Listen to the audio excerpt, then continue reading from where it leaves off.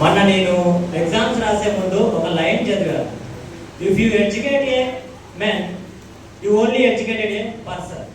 If you educated A women you educated A family. ఆ లైన్ని చదివినప్పుడు నాకు ఆ లైన్ పర్ఫెక్ట్గా మేడం లైఫ్కి సింక్ అయింది. ఒక మగవాళ్ళకి కానీ మంచిగా చదువుకుంటే ఒకడే డెవలప్ అవుతుంది. అదే ఒక ఆడవాళ్ళు కానీ చదువుకుంటే ఆ కుటుంబం మొత్తాన్ని అందరినీ కూడా ఎడ్యుకేట్ కాబట్టి మంచిగా కుటుంబాన్ని పోషిస్తుంది.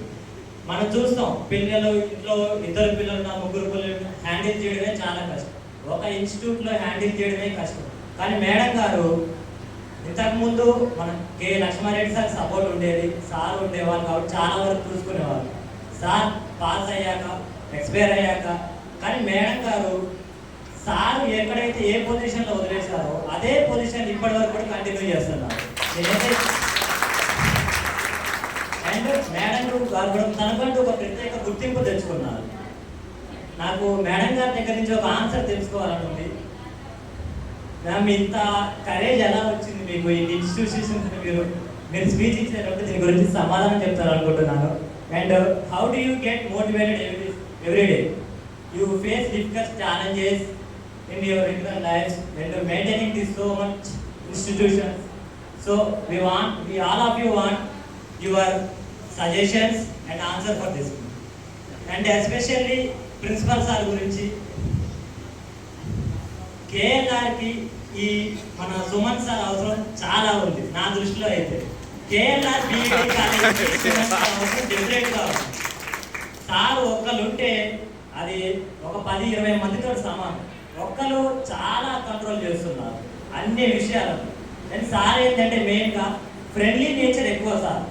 మీరు ఏ వయసు అయినా సరే, పెద్దోళ్ళైనా చిన్నోళ్ళైనా, ఈవెన్ నాన్ టీచింగ్ స్టాఫ్ అయినా సరే, ప్రతి ఒక్కరితోటి అందరితో సమానంగా ఉంటుంది. ప్రతి ఒక్కరిని గౌరవిస్తారు, ప్రతి ఒక్కరిని స్నేహితులు లెక్క భావిస్తారు. Sir we want that to continue. And నేను ఒక 2 minutes ఇంకొక విషయం చెప్తాను. ఒక సక్సెస్ఫుల్ టీచర్కి కావాల్సింది ఏంటని, మీరు ఎంతమంది టీచర్స్ అవుతారు? అందరూ అయిపోయినరు ఆల్రెడీ, అందరూ టీచర్సే. మనం బీఈడి కంప్లీట్ చేసాం కాబట్టి టీచర్స్ అవ్వచ్చు. ఎంతమంది అవుతారు? అందరూ టీచర్లు అయిపోయినరు. ఓకేనా? ఓకే సార్, చాలా మంది వరకు చేసేసారు. ఒక 2 పాయింట్స్ చెప్పి నేను క్లోజ్ చేసేస్తాను. ఫస్ట్ వచ్చేసి ఒక సక్సెస్ఫుల్ టీచర్ అవ్వాలి అంటే మెయిన్గా కమిట్మెంట్ కావాలి. మెయిన్గా కమిట్మెంట్. ఈ కమిట్మెంట్ ఎలా ఉంటుందో ఒక చిన్న ఎగ్జాంపుల్ చెప్తాను. నేను హైదరాబాద్లో చదువుకునేటప్పుడు ఏంటంటే ఒక రూమ్లో ఉన్నాం. నేను మా ఫ్రెండ్స్ ఒక 5 కలిసి ఒక రూమ్లో ఉన్నాం. అయితే ఒకరోజు నైట్ ఇట్లా ఫుడ్ ప్రిపేర్ చేసుకొని తింటుంటే one of the my friend ఏంటంటే ఒకటి ఫోన్ వచ్చింది. ఫోన్ మాట్లాడుతుంటే ఒక 2 minutes మళ్ళీ చేస్తా అన్నాడు. బయటికి ఎమ్మడే వాష్ చేసి బయటకు వచ్చి తిరిగి ఎవరికో కాల్ చేశారు. ఎవరికి చేశారో మాకు కూడా తెలియదు.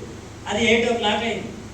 తర్వాత చూస్తే 9:30, 10 వరకు అది అట్లానే కంటిన్యూ అయింది. మేమందరం కూడా అది పడుకునే టైం. సరే మేము పడుకున్నామంటే వాడు ఫోన్ మాట్లాడుతుంటూ ఓకే మేము పడుకున్నాం. మధ్యలో వాష్రూమ్ కానీ ఒకసారి లేస్తే వాడు అదే పొజిషన్లో అట్లే కూర్చుండు మాట్లాడుతూనే ఉండు. నైట్ అప్పుడు 1 o'clock అట్లా అయింది. ఎర్లీ మార్నింగ్ అయింది 5:30, 6 లేస్తాం కదా, వాడు చూస్తే సేమ్ పొజిషన్లో ఉండు అట్లే మాట్లాడుతున్నాడు. మీరు ఏంటిది? నాకైతే ఎవరితో మాట్లాడుతున్నది తెలియదు. మీకేమన్నా తెలుసా? ఓపెన్గా చెప్పండి, ఎవరితో మాట్లాడుతున్నారు? వెనక నుంచి ఆన్సర్స్ వస్తున్నాయి. ఎవరో గర్ల్ ఫ్రెండ్తో మాట్లాడుతున్నారని మీరు అంటున్నారు. కరెక్టే, వాడు గర్ల్ ఫ్రెండ్తో మాట్లాడుతున్నాడు. వాడు నైట్ 8కి మొదలు పెట్టినోడు 10 అయింది, నైట్ 1 అయింది, మార్నింగ్ 4 అయింది, 6 అయింది. కానీ అయినా వాడికి బోర్ అనిపించట్లేదు, ఏమనిపించట్లేదు, నిద్ర గుర్తురాట్లేదు, ఏమీ లేదు. తెల్లారి కాలేజీ ఉందని వాడికి ఏం తెలియదు. కానీ ఎందుకు చెప్పానంటే నిజంగా దేన్నైనా ఇష్టపడితే దానికి మనం టైం అనేది చూసుకోవాలి.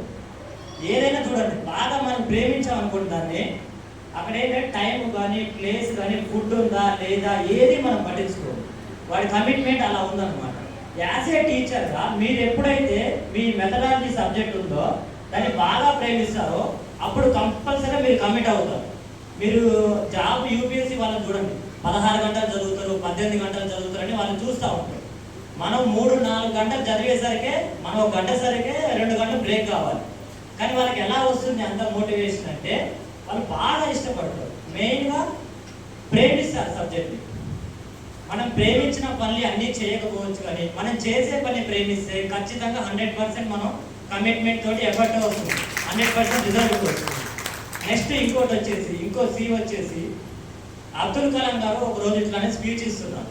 స్పీచ్ ఇస్తుంటే ఆ పక్కన ఉన్న రిపోర్టర్ ఒక మాట అడిగారు, సార్ మీరు ప్రెసిడెంట్గా చేశారు, పైలట్గా చేశారు, ఇంకా సార్ నువ్వు ప్రొఫెషన్స్ చేశారు, వీటన్నిటిలో మీకు బాగా ఇష్టమైందని అడిగారు. ఆయన ఏమనంటే పైలట్ అనేది నాకు ఒకటి ఇష్టమైందని చెప్పాడు. సో మీరు పైలట్ అవ్వడానికి అసలు ఏంటి సార్ మీ మోటివేషన్ అడిగారు. 5th క్లాస్లో తను స్టూడెంట్గా ఉన్నప్పుడు వాళ్ళ సారు ఒక పక్షి ఎలా ఎగురుతుందో ఎక్స్ప్లెయిన్ చేసిందంట. ఆ బర్డ్స్ షేప్ ఎలా ఉండాలి, ఆ లెగ్స్ ఎలా ఉండాలి, నోస్ ఎలా ఉండాలని క్లియర్గా పిక్చర్ గీసి ఎక్స్ప్లెయిన్ చేసిందంట. ఆ రోజు 5వ క్లాస్లో సార్కి అది చాలా బాగా నచ్చింది. ఆ తర్వాత నుంచి అదే ఇంట్రెస్ట్ తోటి ఏరోనాటికల్ ఇంజనీరింగ్ చేశాడు, పైలట్ అయ్యాడు. సో ఇక్కడ ఏంటంటే క్రియేటివిటీ, ఫస్ట్ వచ్చేసి కమిట్మెంట్, రెండోది వచ్చేసి క్రియేటివిటీ. పిల్లవాడిని మనం అడుగుతూ ఉంటాం, నీకు ఏ సబ్జెక్ట్ ఇంట్రెస్ట్ అంటే వాడు ఫలానా ఏదైనా ఒకటి చెప్తున్నాడు. ఫలానా మ్యాథ్స్ సబ్జెక్ట్ ఇంట్రెస్ట్ అంటే ఏంటంటే వాళ్ళ స్కూల్లో మ్యాథ్స్ సబ్జెక్ట్ బాగా చెప్తున్నారు అర్థం.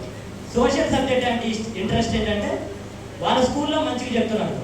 ఏ పిల్లవాడైతే నాకు అన్ని సబ్జెక్టులు ఇష్టమే, ప్రతి దాంట్లో నాకు నాలెడ్జ్ ఉంది అని చెప్తాడో అప్పుడు ఆ స్కూల్ 100% ఉన్నట్టు, అక్కడ ఉన్న టీచర్స్ అందరూ మంచిగా పనిచేస్తారు. సో క్రియేటివ్గా చెప్పడం నేర్చుకోండి. మొదటి కమిట్మెంట్, రెండు క్రియేటివ్. లాస్ట్కి వచ్చేసి మూడో సి వచ్చేసి క్యారెక్టర్. రాజస్థాన్ అనే ప్లేస్లో కోటా అని ఉంటుంది, ఒకటి కోటా అనే ప్రదేశం ఉంటుంది. రాజస్థాన్ కోటా అనే ప్రదేశం. అక్కడ ఎవ్రీ ఇయర్ 250 నుంచి 300 మంది సూసైడ్ చేసుకుంటారు పిల్లలు. దేనికంటే ఎంసెట్, జేఈ మెయిన్స్ కోచింగ్ అని అక్కడికి వస్తారు. వచ్చాక ఏంటంటే చాలా మంది ఆ ప్రెజర్ హ్యాండ్ చేసుకుంటారు. ప్రతి ఇయర్ 250-300 మెంబర్స్